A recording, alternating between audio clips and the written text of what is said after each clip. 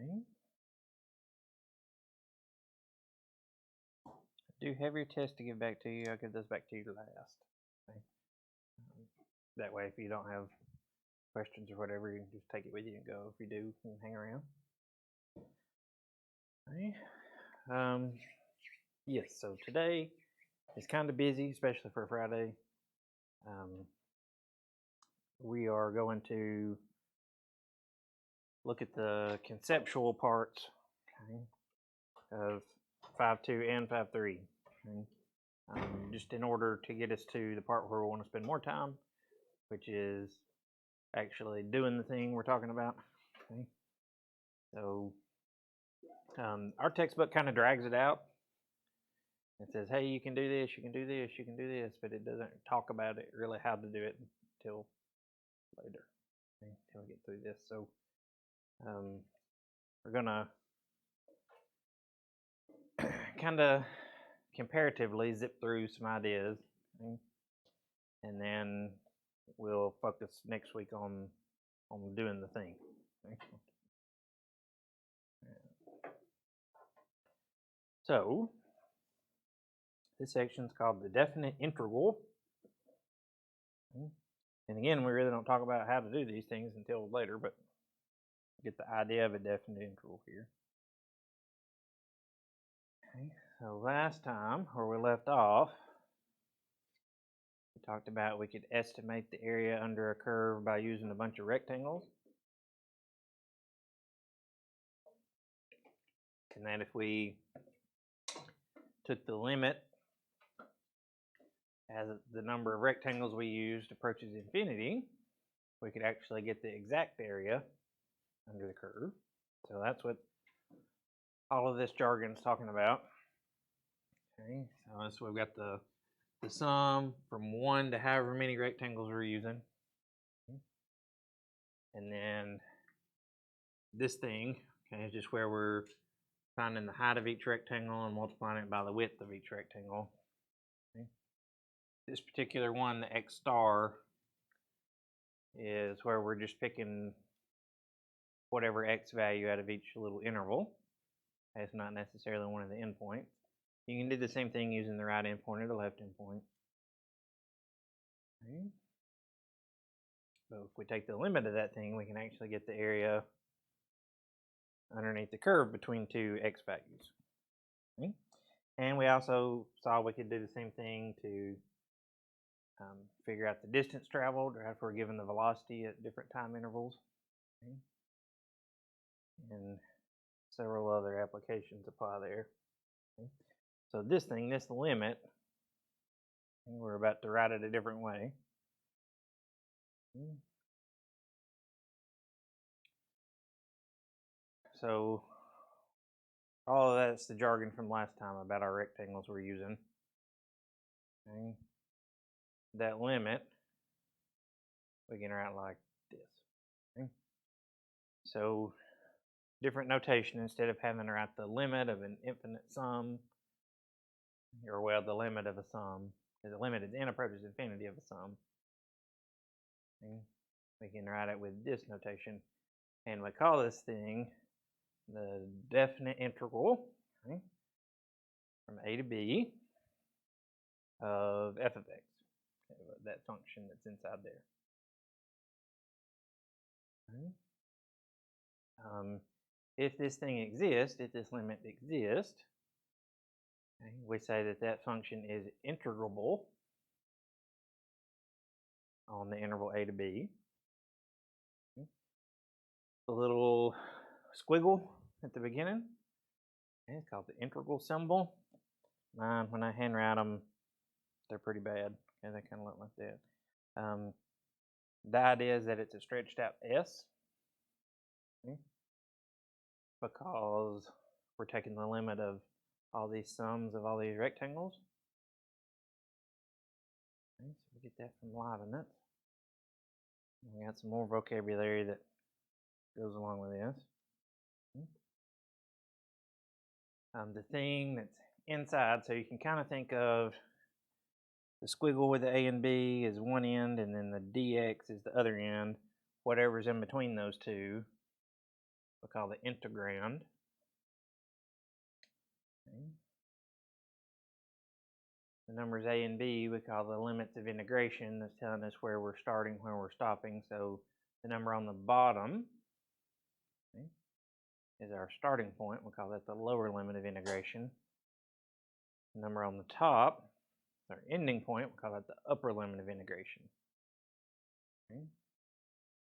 So we've got the integral symbol with our limits of integration, the integrand, and then the dx, which we're not assigning a meaning to yet. That you can do that down the road. Okay, it kind of takes on some meaning. The important part for us is that if we see d whatever symbol, that tells us that the variable that comes after the d is our independent variable. Okay? So if we want to integrate with respect to x, we have dx. If we want to integrate with respect to theta, we could have d theta. Okay? Or we'll have dt. Okay? Or any variable can go in there, just telling us that's our independent variable. Okay? And when we find one of these things, and we call that integration. All right.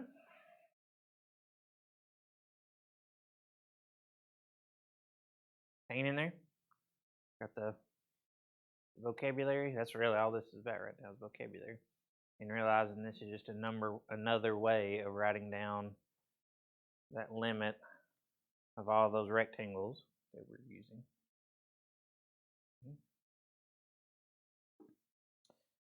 Okay. So here's something to think about. When we find this thing, okay, this is just some number. Okay. That's not a variable expression or anything like that. Once we find that is just some number. Okay. Just some number. And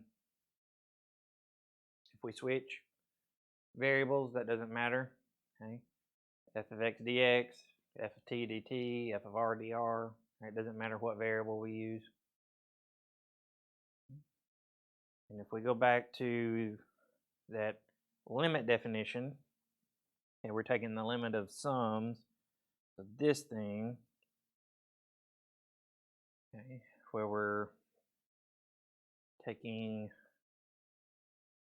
the sum of those rectangles. So this is the height of the rectangle, and we're just using whatever x value out of each interval, not necessarily the left endpoint or the right endpoint. And then delta x, that's b minus a over n. Okay, that's how wide each rectangle is. Okay. That thing is called a Riemann sum. Okay, so, named after Riemann, German mathematician. So really what we learn in Cal 1, and this is almost like secret knowledge for people that don't major in math. Okay? So even this is going to make you elite even for calculus people. Okay? Really what we do in Cal 1 is called Riemann integration. Okay? There are other ways actually to do this thing. Okay? And that's like a 400 or 500 level math class where you do something else, but the thing we're doing is called Riemann integration, where we're using these rectangles. Okay. So we won't call it that because we're not going to do any other type. We'll just call it integration. But there are other methods. So this thing, we said it's a number. Okay. If it happens that the function we're dealing with, the curve we're dealing with, is positive over a whole interval, so it's above the x-axis over the whole interval between a and b, okay, then this integral gives us the area under the curve. Okay. That's kind of how we've been thinking about it. The other possibility, though, if we have a function that is below the x-axis, or sometimes it's above, sometimes it's below on our interval between a to b. What we're really getting is we are getting what we would call the net area. Okay? So we're taking the positive area, so the area above the x-axis, minus the area below the x-axis. Okay?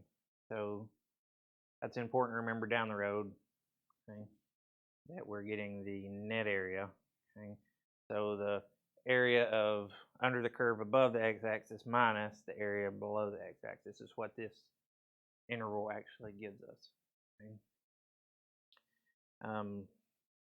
If you have something like this where you got part above, part below the x-axis, and you want the total area, it's not hard to adjust for. You just chop it into pieces and then deal with it that way.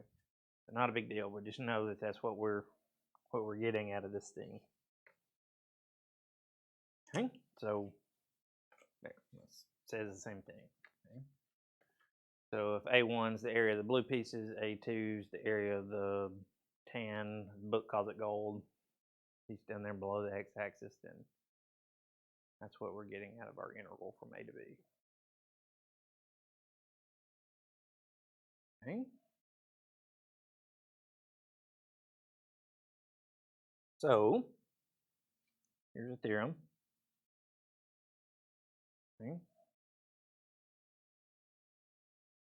It says if f is continuous, so a function s continuous on the interval a to b, or, okay, that's not our only possibility, or if f only has a finite number of jump discontinuities. So it's okay if we have some jump discontinuities in there as long as it's a finite number of them. We can't have infinite jump discontinuities.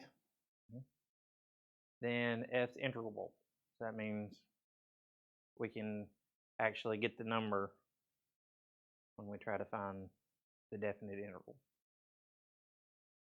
Okay. So we've talked about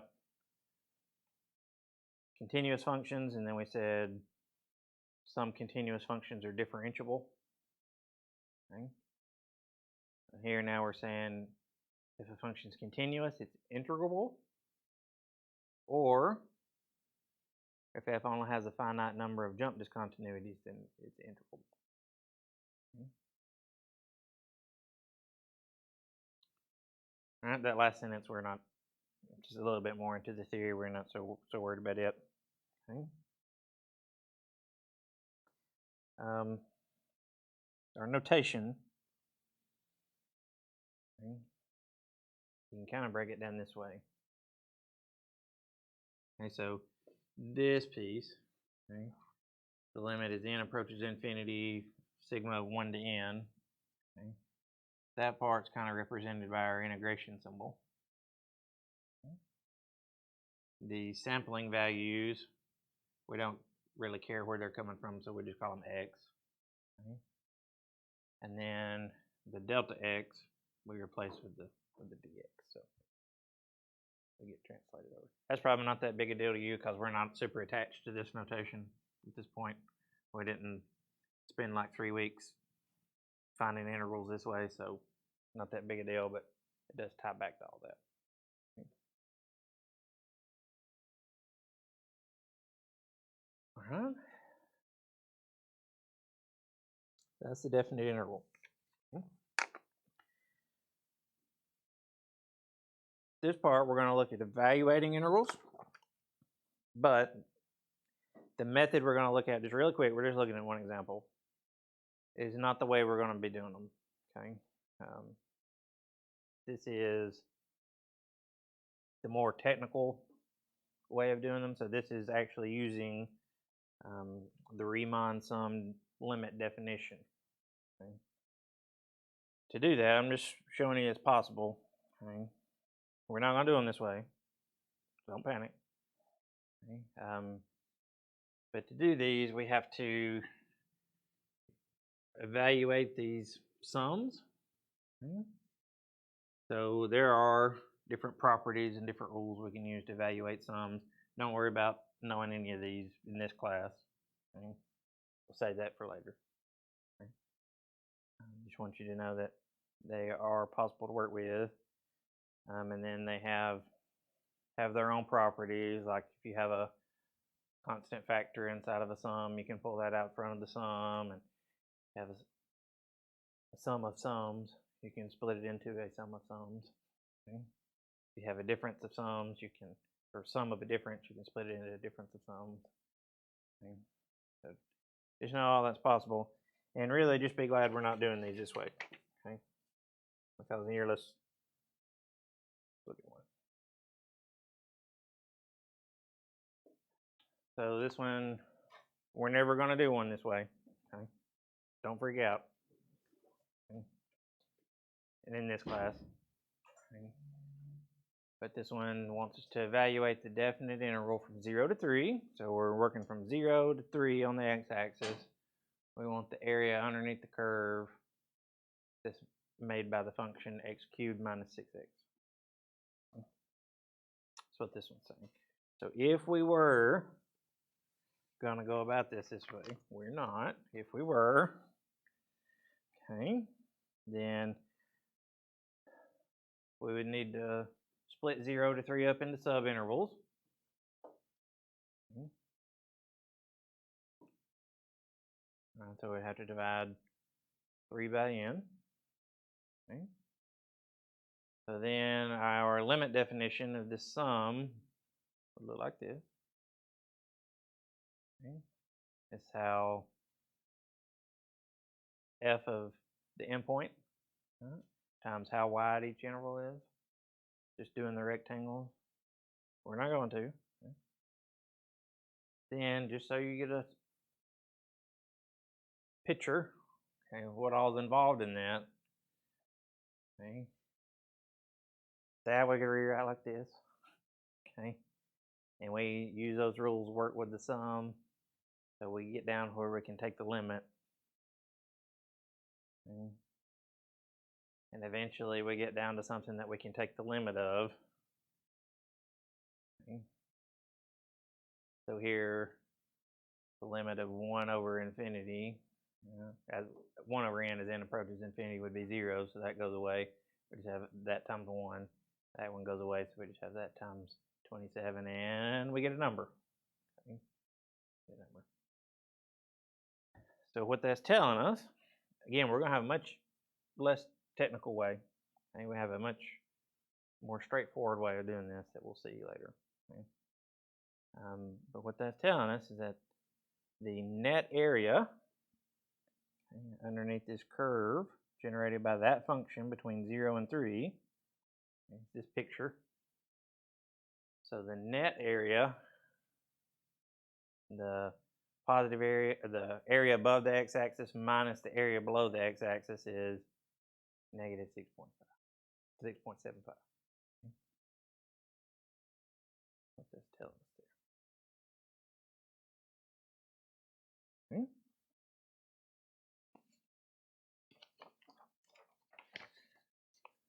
All right, so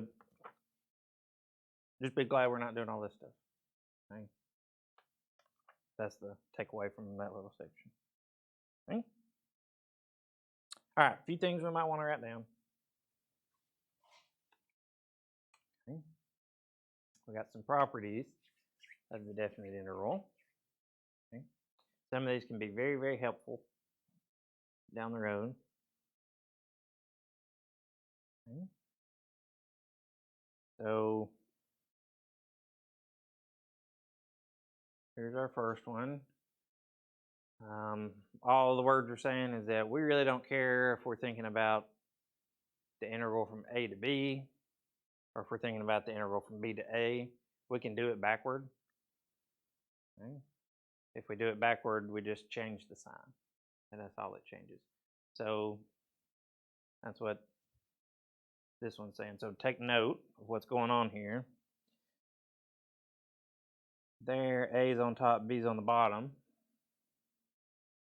If we put a minus sign out front, all that happens is B goes on the top, A goes on the bottom. Okay. So you can do that anytime you want to, anytime it's helpful. If we will need to flip the limits of integration, all we have to do is put a minus sign out in front of the interval. It just changes the sign of the number that we would get. Okay. So anytime that's helpful, use that property. Okay. Maybe you've got a minus sign out in front and you don't want a minus sign out in front. Flip the limits of integration. You don't have to have the minus sign. That's all that one's saying. Okay. Here's some more. Got that one? All right. Here's some more. Our second one. Okay. This one, really, you could write it better. You got to pay attention over here. It says if A and B are the same, so our starting point, our ending point's the same, then our integral, no matter what the function inside, is going to be 0. Okay. So what that's saying is that we've got some curve. Normally we talk about the area from A to B. Okay. So this is saying what if those are the same number? So then all that's saying geometrically, that one's pretty easy to pick up on. Then the area between A and B under the curve is 0 because we don't have 2 dimensions, right? We just have a 1-dimensional line. So maybe a more obvious way to write that one would be this.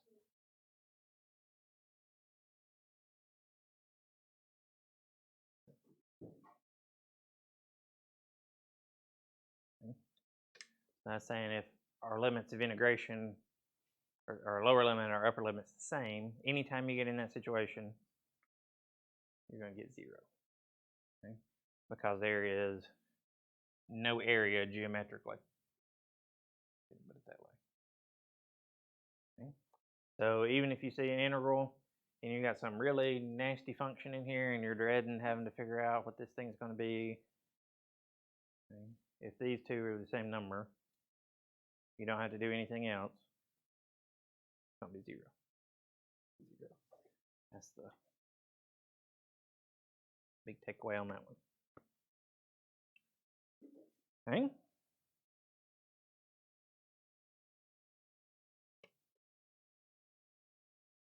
Here's some more. Here's some more.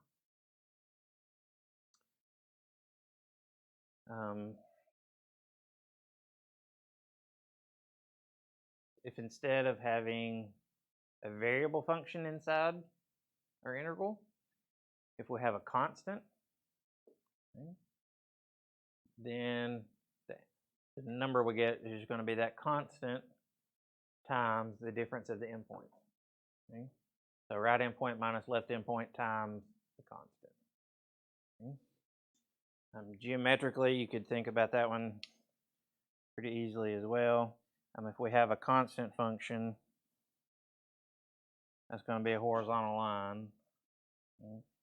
And then if we're trying to find the area between A and B, then so this is the horizontal line, y equals c. Then we just get a rectangle. And how do we find the area of a rectangle? Length times width. So what's the length here? What's between A and B? How far is that? That is, we just subtract. Right? It's B minus A. Right? And then how tall is this thing? It goes up to the line y equals c, so it's c tall. So to do length times width, it's just B minus A times C, or C times B minus A. So geometrically, you can kind of get a feel for that one. We're not going to worry about justifying all of these, okay, but the easy ones we might as well see. Okay. 2 says if we have a sum of 2 functions inside the integral, we can find that by finding the integral of the first function plus the integral of the second function. Okay. important pieces of information on that one is that when you split these up, our original intervals from A to B, both of these that we split it into also have to be from A to B. Okay? Those limits of integration have to match on all of them. Okay? Number 3 says if we have a constant, we just bring that out front. Somehow I got a red highlighter. Okay. So if we've got a constant in there, we just bring that out front. So if we want the integral of a constant multiple of a function, so a constant times a function, we can just find the integral of the function and multiply by the constant. We get the same thing. This one is probably one of the most helpful ones sometimes. Because sometimes having a constant in here can make this function look a lot more complicated to deal with. So if we get the constant out of the way, sometimes it makes this part simpler to deal with, and then we just multiply by the constant at the end. Okay. So a constant we can move outside the integral symbol. That's the short version of that. Okay. And then if we have a difference, same as number 2, we just got to make sure that our limits of integration stay in the right order. And we can just put a minus sign in between those two. Okay. So if we have a difference, 2 functions inside the integral, we can split it into the difference of 2 integrals.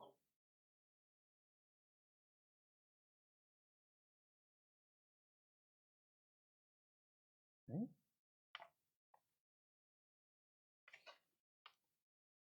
Get all 4 of those down? Okay. You should. Okay.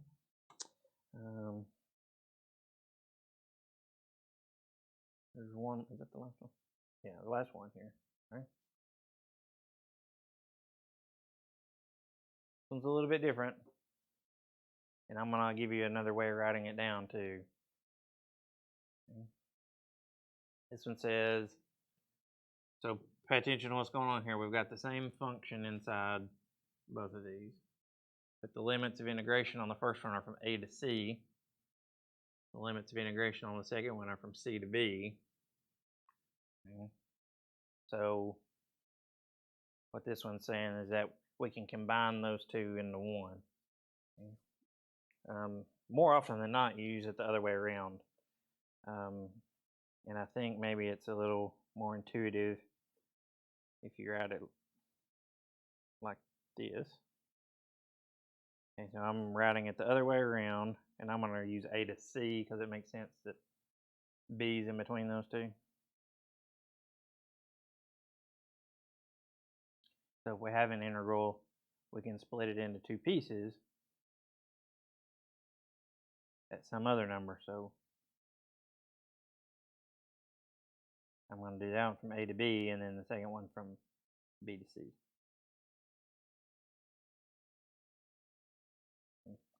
That's an alternative way of writing that down. And that one's not too hard to justify geometrically if we've got some curve.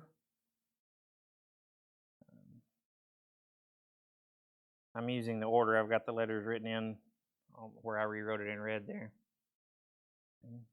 This is saying if we want the area under the curve on the interval between A and C, first we can find the area between A and B, then we can find the area between B and C, and then we can add those two together. That's all that's saying. The way the textbook has it written, the reason why I'm saying it can be a little bit confusing is they're talking about C being the number in the middle, the way they have it written down in the text from the book. So Makes it a little confusing. Okay.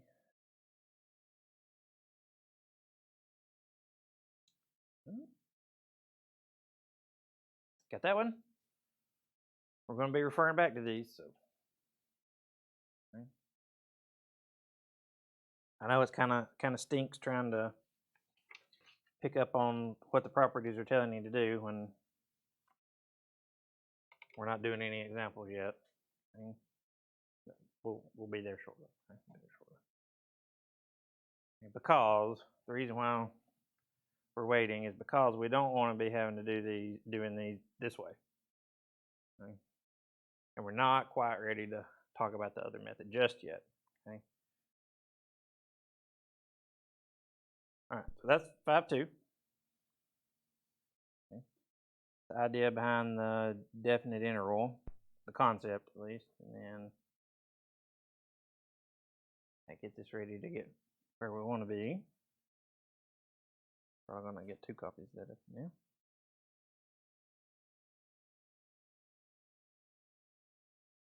Okay.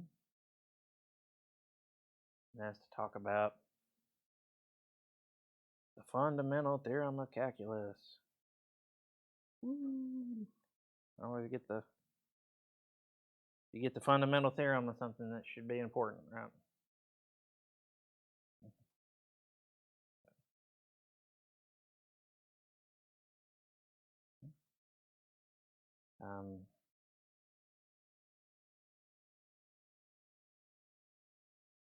When we get there, you're probably not going to be all that impressed in the theorem. Okay? But if you get people to make like a top 10 list of the most important things humanity's ever discovered, it's probably on there. Okay? Knowledge-wise. Okay? So a lot of people make an argument this is the greatest mental achievement the human race has ever made. So, okay? But you're probably not going to be impressed when we get there. Because you really have to understand all the consequences for it to be more impressive. But, okay. That's what we're after. And it has 2 parts. Okay. So one of the things that's so great with the fundamental theorem of calculus is that we're connecting 2 pieces of mathematics. And we've only been working on this for 75% of a semester. So, tying 2 ideas together that we've been doing for 10 weeks, not all that important maybe, but when it's something you've been working on for decades and you think they're 2 different things and you tie them together and say they're really the same thing, that's nice. So the fundamental theorem of calculus ties together the idea of differentiation, taking derivatives, with the idea of integration, taking integrals. Okay. It gives us the relationship between the 2. These 2 turn out to be inverse operations. Okay. Like multiplication and division, one undoes the other. Okay. And so that's just from a really zoomed out view, that's the fundamental theorem of calculus. Okay, is that derivatives and integrals are inverses of each other. Okay. So here's part 1. Fundamental theorem of calculus part 1. Okay. We get some kind of strange looking functions. Here we have a function g of x that we're defining as an integral.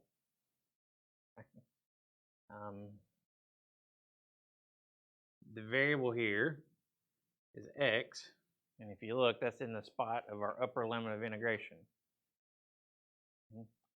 So our function is giving us the integral of f of t between a and some x value.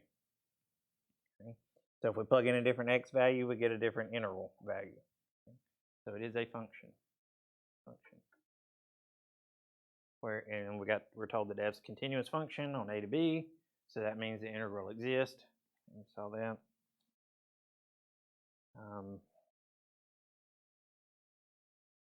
for any x we plug in, if we fix x, we just get some number out of this thing.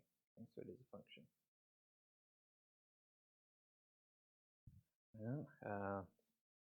So we can think about our function. It's giving us the area between a and x. So like if we use this x value, we get the area between a and this number. If we use this x value, we get the area under the curve between a and this number. If we use this x value, we get the area under the curve between a and this number. Okay. So we've got a function that's giving us the area under this curve between a and whatever number in the interval we plug in. Okay. So let's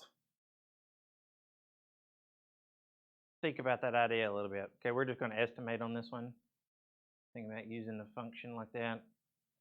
So here's our function, the blue line.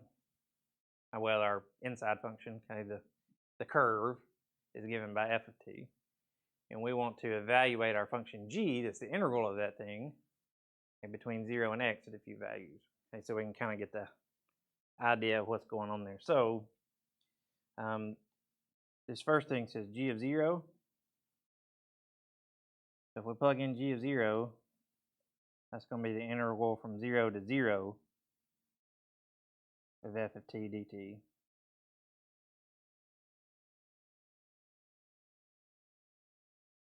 Good. So what's that one going to be? We can figure that one out. That's the area between 0 and 0 under our curve, 0. Another way we know it's 0, the limits of integration are the same. The upper and lower limit are the same. Guaranteed that interval is going to be 0. So g of 0 here would be 0. Okay. G of 1, we want the area between 0 and 1. Okay. That's a triangle. We can figure that one out. Okay. How wide is that triangle? 1. How tall is it? 2. So if we did half of base times height, so base times height would be 2. Half of that would be 1. Okay. Plus, okay, the value that came before it. All right. So it's just plus 0. So we won't worry about the plus 0 anymore. We want g of 2. That's the area between 0 and 2. We've already found g of 1, which is the area between 0 and 1. So that's the between 0 and 1 part. So now all we need to figure out is we need to figure out the part between 1 and 2. So that's a rectangle. It's 1 unit wide, 2 units tall. What's our area on that one? 2. So that's 1 plus 2. So g of 2 would be 3. Okay. Then we get a little less precise here. We're going to have to estimate some because the next one, g of 3, all right, so we know g of 2 is 3. So that's g of 2. But then now we want the part between 2 and 3. That part we just got to estimate. Because we've got a curve. So we know if it was like this rectangle, if it was 1 unit wide, 2 units tall, that would be 2. So we know it's got to be less than 2. What kind of estimate do you want to give for the red part there? I think so. 1 unit would be this much. All right, so I think we've got enough up here. We could fill up the rest of this one and have some left over. So I think it's more than 1, but I think it's less than 2 because we're not completely full. So just ballpark it. What do you think? 1.3? Okay. 1.4? Something like that? Oh, you said 1.3. 1.3. So then that one we would call 4.3. G of 4 would be g of 3 plus this area. But since that area is below the x-axis, we would get a negative on that area. Okay. So if this one's 1.3, this one looks like it's pretty much the same shape. So then that one, since it's below the x-axis, we could call it negative 1.3. Right? So we're taking away 1.3 then, right? Because we're going to get net area. And so then we get 4.3 minus 1.3, so that one would be about 3. And then we got this part. So that's close to being minus 1.3 again. Right? So you take 1.3 away again. And let's see what the book got on their estimates here. Let's see. They called it 1.3. So when we get to the end, we get about 1.7. Okay? Because we've got the area above the x-axis minus the area below the x-axis, and then we get about 1.7. Okay? And our function, g of x, tracks the area we get from 0 to whatever x value we got plugged in. So all the way up to g of 3, we were getting more and more area, so our function goes up. Then once we get to g of 3, we start going down because we got area below the x-axis. So that's kind of the picture of what our function g looks like there. Okay. Still hanging in there? Okay. Stick with it, it'll get better, I promise. Okay. So,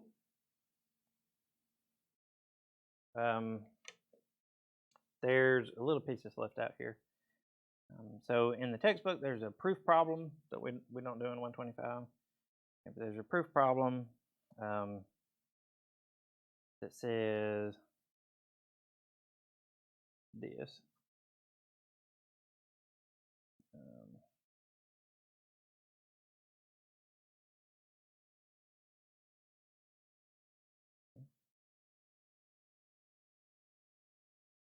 And the reason why we don't do it in here is because right now the only way we have of doing that is using the Riemann sums, those limits of all those rectangles, and that's quite a task. Okay. So if we just accept that that's the case, we can get this next line here. Okay. It says if we take our function to be t instead of x, okay, so we're just switching that to t, and we start at 0, so a becomes 0. Okay. And this says it's the second endpoint squared minus the first endpoint squared, which is 0. So here our b would be x, so we would end up with this, x squared over 2. Okay. We'll have a better way of getting that soon. Okay. Right now we can show that with that information. So here's the thing. Okay. Look at this. Okay. It says, notice, and it's hard to see on here, that's a g prime. And so it's saying the derivative of g is x. Okay. That's talking about here. So if g of x is x squared over 2, so that's saying if we take x squared over 2 and find the derivative of that, we can do that with the power rule. Multiply the 2 out front, subtract 1 from the exponent, 2's cancel out, and we'll just get x.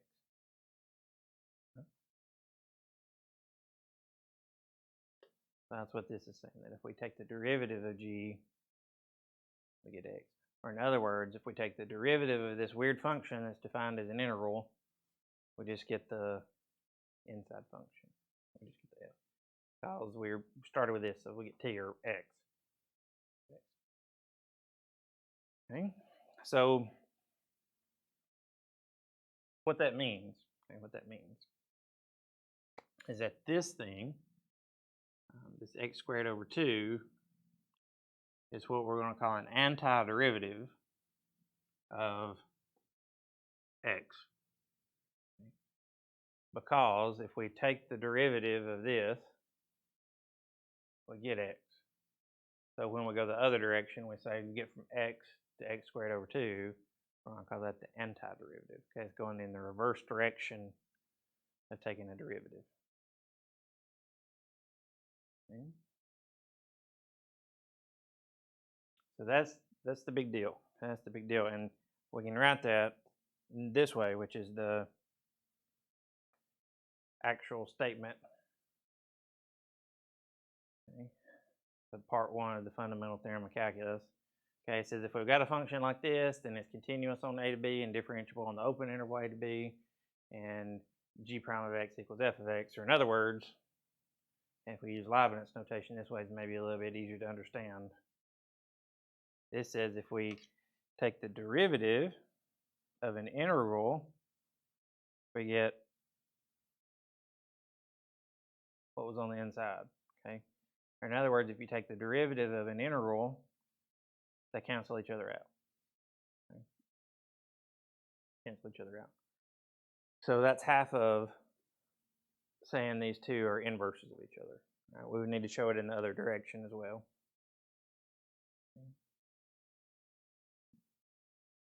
If we take the derivative of an integral, we just get the function that's inside. Okay. They cancel each other out.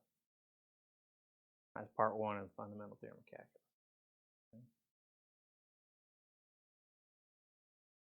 Okay. So that's what we just said. Here's an example. Okay. It's pretty trivial. We're just directly using the fundamental theorem of calculus. But it says if we got this function that's defined as this integral from 0 to x to the square root of 1 plus t squared, then if we want the derivative of that thing, we just get rid of the integral symbol. Get that. It might not seem all that useful, but there are actually lots of different functions, especially in the physical sciences and things like that, that are defined as integrals. So then it makes it easy to take the derivative. You take the derivative, you just get rid of the integral symbol. You got the derivative. Okay. So if we do ddx in Leibniz notation, it cancels out with the integral symbol. We just get the function. Okay. All right, hang in there, hang in there. The one that's going to be more useful for us, okay, is fundamental theorem of calculus part 2. Okay.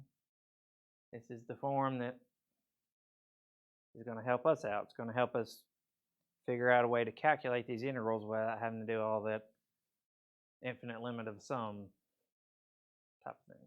Okay. And because this is so useful, it's why we get to skip over all that summation stuff.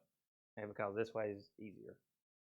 Okay. It says if we have a function that's continuous on the closed interval a to b, then the integral of that function between a and b is big F of b minus big F of a, where big F is an antiderivative of little f. Or in other words, big F prime is f. Okay. So this thing, this big F function, if we take the derivative of that, we end up with this function.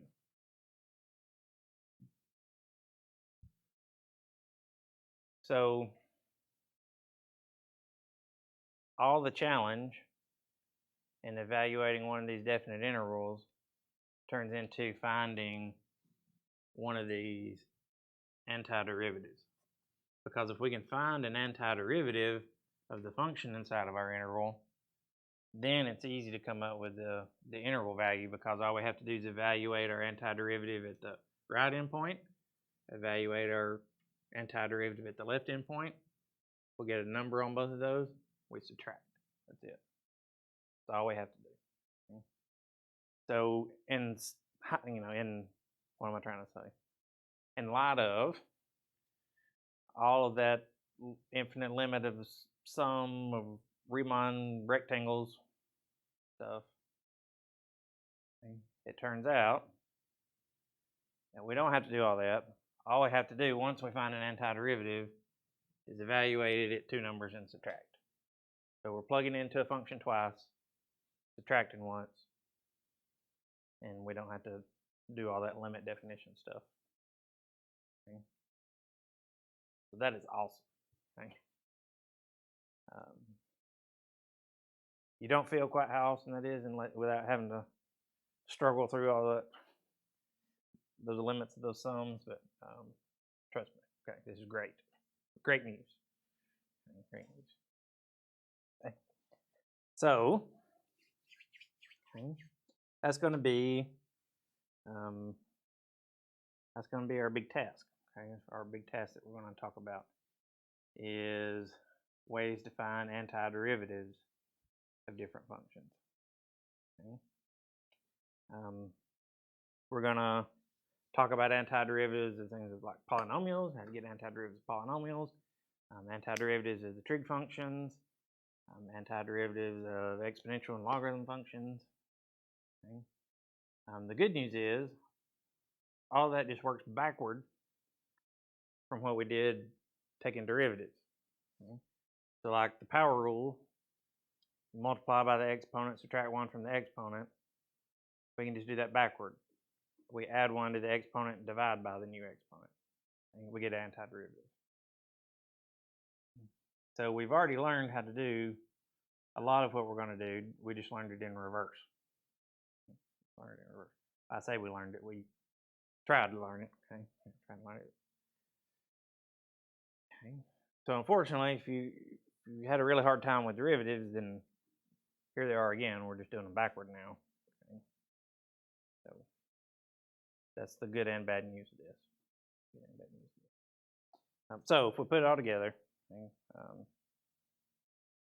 here's our fundamental theorem of calculus. It's just putting part 1 and part 2 together. Okay. We've got a continuous function f, continuous on the interval a to b. Then if we find some function that gives us the integral of f between a and some number, then the derivative of that function is f of x. And if we want the definite integral of f between a and b, it's just the antiderivative of f evaluated at b minus the antiderivative of f evaluated at a.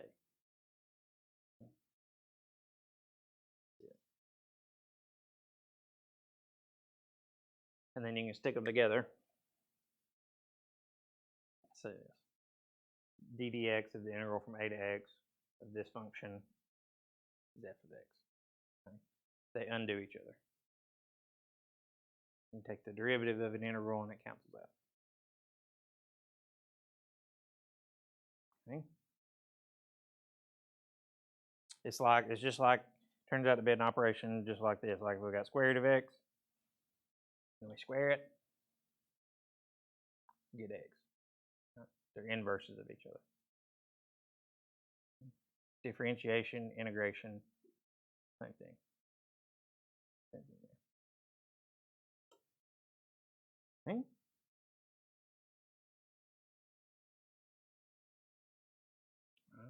Did you survive?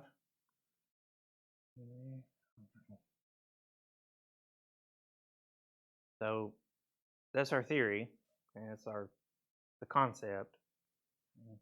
And then starting Monday, we'll talk about the how. Okay, how do we get the antiderivative in order to be able to do this thing? Okay. So we'll do that. We really only have 3 things left to do. Okay. We're gonna figure out how to do these definite integrals for some functions. Okay, the functions we've already seen, we're just doing integration instead of differentiation. Then we're going to talk about something that's really similar, but we don't have an A and B on there, something we'll call indefinite integration.